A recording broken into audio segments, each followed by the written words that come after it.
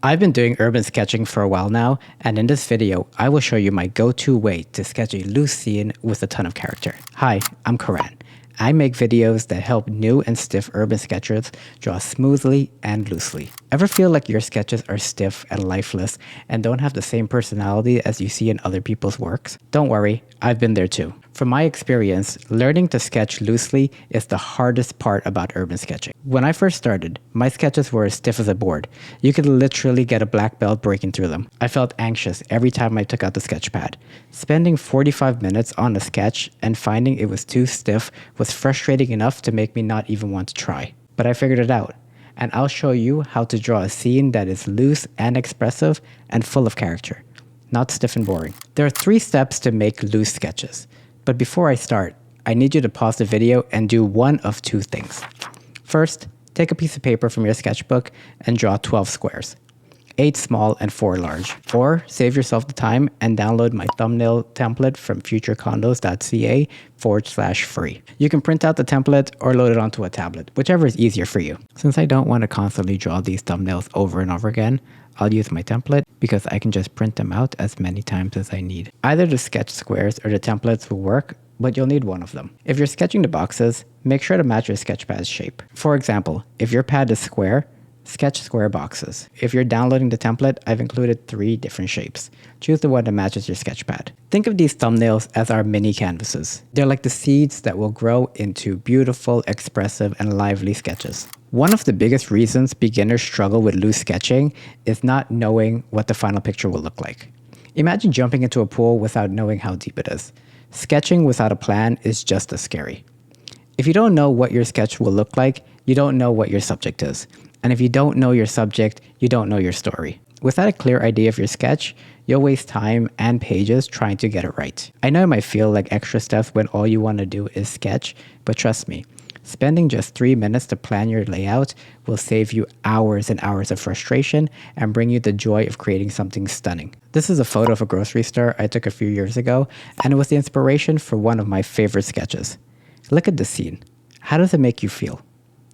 Well, for me, it's melancholy. The deep blues of the sky give a sense of coldness and being alone. The store's brightness stands out as a warm, inviting place away from the cold. The birds flying above adds movement and directly contrasts the stillness of the people below. These are the emotions I want my sketch to show. This is the story I want to tell. So, the first step in telling my story is understanding my subject. Let's take a look at how I use thumbnails to choose the subjects to match the emotion of the photograph. I'll use boxes 1 to 4 to add and subtract different parts from the photo in my sketch. Looking at my scene, I know the grocery store has to be there because that is the setting. I also want this solitary person in the front, another person on the side, and maybe some birds. I like where this person is positioned, and I like the birds, so maybe I'll add some power lines. I have to ask myself if this adds to or distracts from the scene. Now I'm adding a little bit more detail. I removed the power lines because I'm not really sure yet if they add or distract from the scene. There's a person here and a couple of others. Maybe I want to include them, but I think the composition is getting a little bit too busy. When choosing what to keep, ask yourself, does this help tell the story I'm trying to tell? If the answer is yes, then add it to the thumbnail. If not, then ignore it. Hey, Future Karan here, interrupting really quickly. Ever wanted to learn loose urban sketching in an easy to follow way that doesn't include being awkward in public? Well, I've just launched a mini course that will help you draw professional looking urban sketches that you can frame in less than 30 minutes.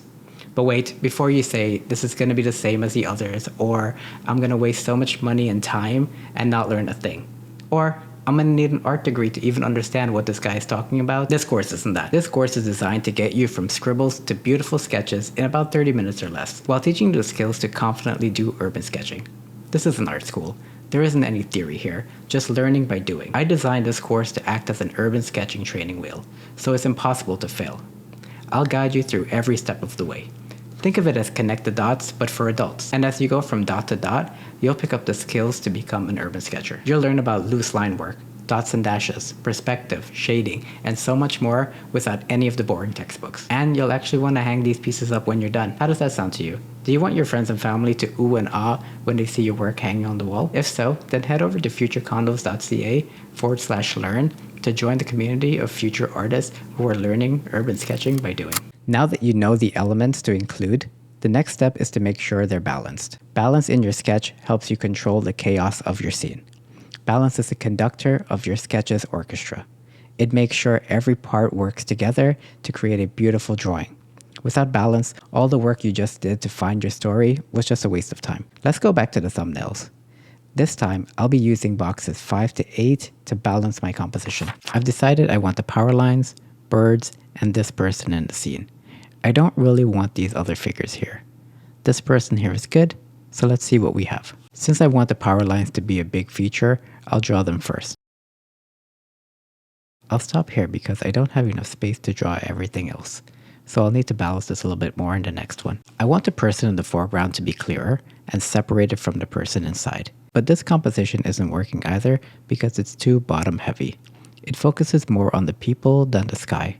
And remember, I want the sky to be a character because of the drama it adds. I need to find a balance, so maybe the sky will take up about half the composition and the bottom half will be divided between the building and the people. Let me experiment with how the power lines are. The lines were too dark before, so I'll lighten them for this composition. I like how that looks. This is the one. Now everything is perfectly balanced. All of my subject matter tell a story. There's nothing I don't want in there. The shop gives it context, and the sky, power lines, and birds add a moody look.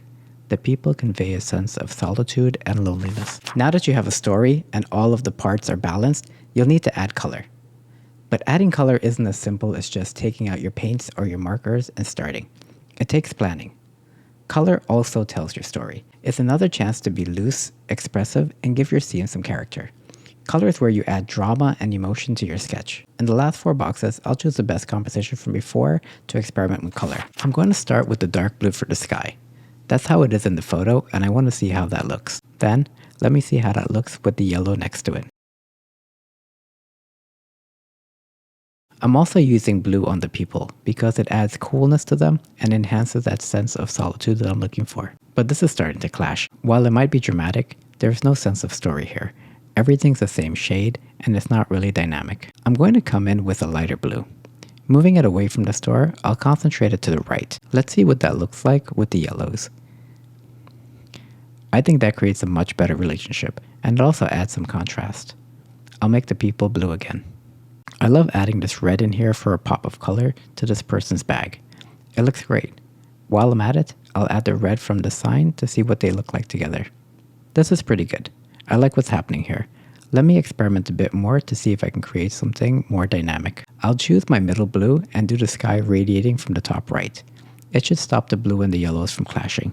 I like what this looks like, but I feel like the sky is a bit too much. For this last one, I'm going to follow the lines here with a lighter blue to make it a little bit more whimsical, but to keep the drama. I have yellows for my store, blues for the people, and a blue sign. And I'll use the red for the accents. This looks good to me. Now that I have a composition and a color scheme that I like, I'm ready for the final sketch. Mastering thumbnails is your ticket to artistic freedom. It's about conquering the fear of the blank page, turning anxiety into action, and transforming you from a hesitant beginner into a confident creator. These skills take practice, but I promise you it's worth it. It'll keep you from being stuck in the rut of bad sketches and stagnating as an artist. The only downside of loose sketching is, if not done correctly, it looks like a jumbled mess. To take your sketching to the next level, check out this video right here where I cover using a particular perspective technique that will help you tell better stories in your sketches. Alternatively, if you want to see the full sketch video for this scene, then this video is for you. I recommend watching both to level up your loose sketching game.